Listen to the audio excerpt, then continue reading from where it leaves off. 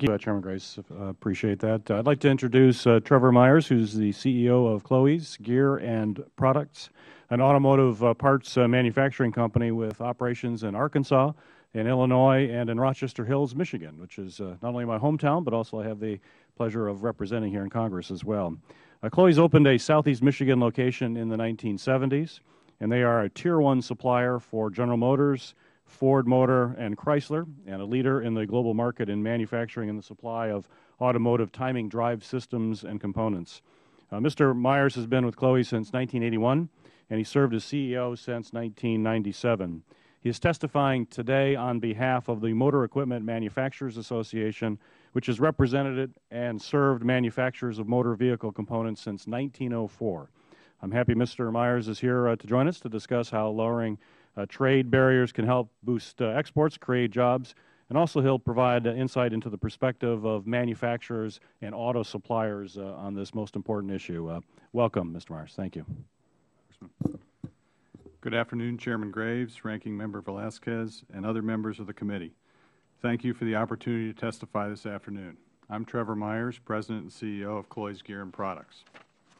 I'm here on behalf of Chloe's and the Motor and Equipment Manufacturers Association, MEMA. MEMA represents over 700 companies that manufacture and remanufacture motor vehicle parts for the use in light vehicles and heavy-duty original equipment and aftermarket industries. MEMA and Chloe's support the ratification of the pending free trade agreements with South Korea, Panama, and Colombia. My company is an example of how free trade can assist a small manufacturer, allowing it to grow and employ more American workers. Chloe's began as a small business in Cleveland, Ohio, manufacturing replacement engine timing gears in the 1920s. We moved to Arkansas in the early 1960s, beginning with approximately 25 people.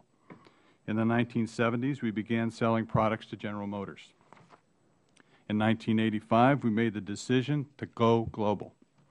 Our senior management went on a trade mission to Japan, sponsored by the U.S. Department of Commerce, visiting Japanese vehicle manufacturers. 5 years after this trip, we began to do business with Nissan, and today, Nissan is our third largest customer. In late 2010,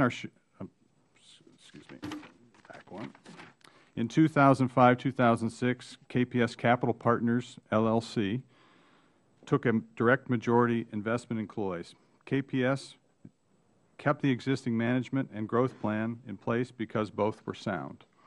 The KPS strategy is to invest in manufacturing businesses that need financial or operational turnarounds. In late 2010, our shareholders agreed to merge with HHI, another automotive parts manufacturing portfolio company of KPS Capital Partners, because the changes the company faced after the financial crisis and automotive restructuring were better served as part of a larger corporation. Today, we still operate in an entrepreneurial style as an independent division. With approximately 750 employees, the Small Business Administration defines Chloe's as a small manufacturer in its product code. My company is truly a small manufacturer in the world of motor vehicle manufacturing. Workers United, an affiliate of the SEIU, represents the vast majority of our hourly U.S.-based employees. We are primarily a rural-based manufacturing business with 2 plants in Paris and Subiaco, Arkansas. These 2 locations employ approximately 600 people. Additional employees are located in Arkansas, Illinois, and Michigan, with a small number of international employees. Our employees know that they are competing in a highly competitive global marketplace. We are constantly training in new techniques such as continuous improvement, Six Sigma Black Belt activities. The State of Arkansas and the University of Arkansas at Fort Smith have greatly aided this effort with their incumbent worker training program. Export business is growing rapidly. Currently, we export to the following countries and regions: France, Germany, Italy, Austria, Sweden, the United Kingdom, Colombia, and the Middle East. According to the National Association of Manufacturers, exports are now 22% of U.S. manufacturing production.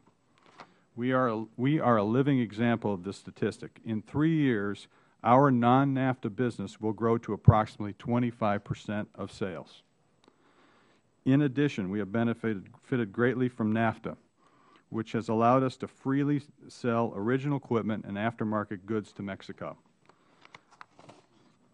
Because of our superior value-added manufacturing capabilities, technology, and well-trained workforce, sales of goods to Mexico produced by our U.S. workforce has grown approximately 25% per year. Trade with South Korea is particularly important to a company such as Cloy's. We began selling advanced engine components to Korea in October of 2010, a new system that employs approximately 30 U.S. hourly employees. Engines utilizing our components, made in Korea, are shipped to China, Thailand, Australia, and South America. Good trade relations are essential to the future growth of additional new programs. Moreover, new business opportunities are created in the U.S. with Korean transplant business, and I mean transplant auto manufacturers, as they build U.S. manufacturing locations. We will begin producing an advanced engine component in the summer of 2011, as another example, for sale to General Motors India. This system will employ approximately 10 hourly employees in our U.S. plants. So on behalf of MEMA and Cloy's, I urge Congress to quickly consider and ratify all 3 pending free trade agreements. These agreements will increase trade and promote and increase U.S.-based jobs. Furthermore, the pursuit of the Trans-Pacific Partnership Agreement will open new market opportunities for us and other manufacturers.